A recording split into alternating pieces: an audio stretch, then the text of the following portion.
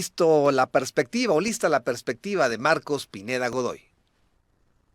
¿Qué tal, mi querido Teodoro Rentería? Un gusto saludarte a ti y a toda la audiencia de Irradia Noticias en el 103.7 de su radio.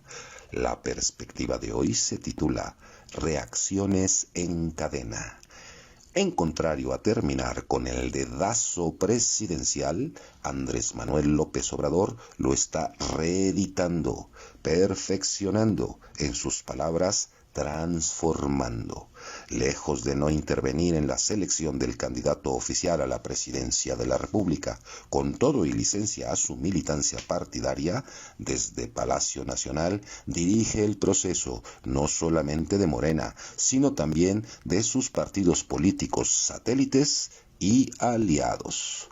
Desde que triunfó la Revolución Mexicana de principios del siglo pasado y hasta la fecha, ninguno de los presidentes, con excepción de Luis Echeverría Álvarez, en plenitud de su gobierno populista, la época de la máxima simulación de existencia de una democracia, pudo imponer como próximo presidente a su preferido.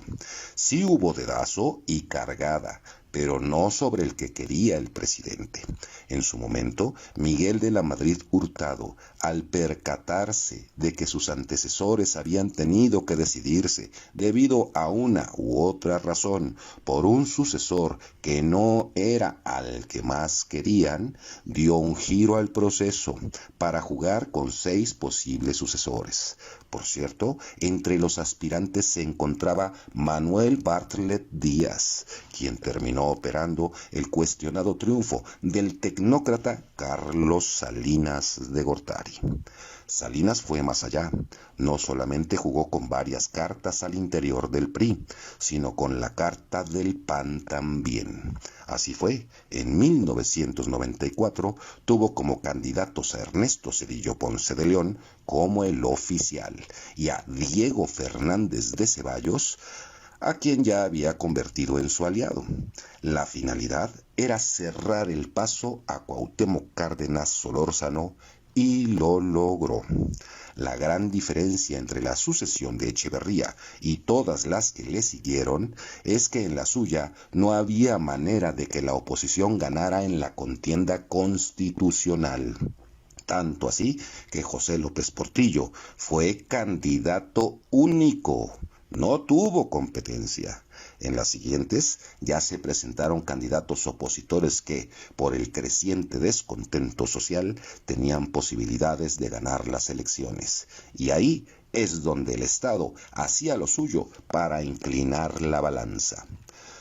Hay que reconocer a López Obrador que, si bien es profundamente ignorante en muchos temas especializados que trata con banalidad y desprecio, de lo que sí sabe es de la historia política del país. Y lo está aprovechando al máximo.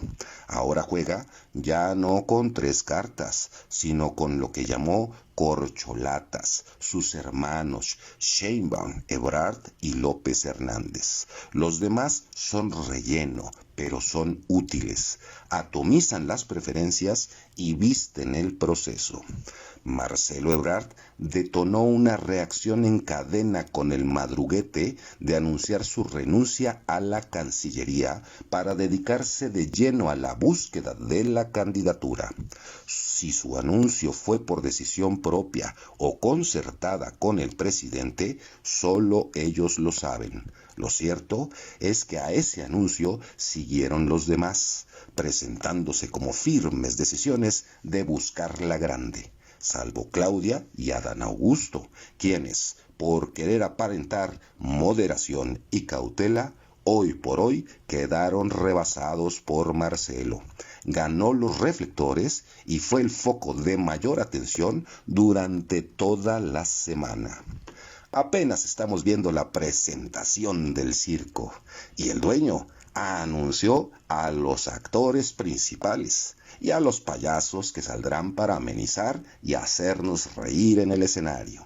Señoras y señores espectadores, ocupen sus lugares y pongan atención. La función está por comenzar.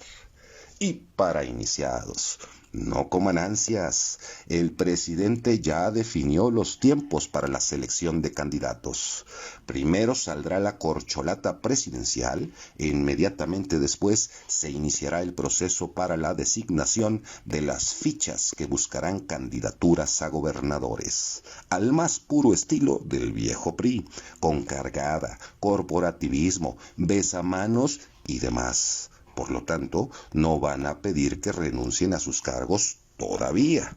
Solamente los que no tienen cargo, ilusamente, ya las están exigiendo.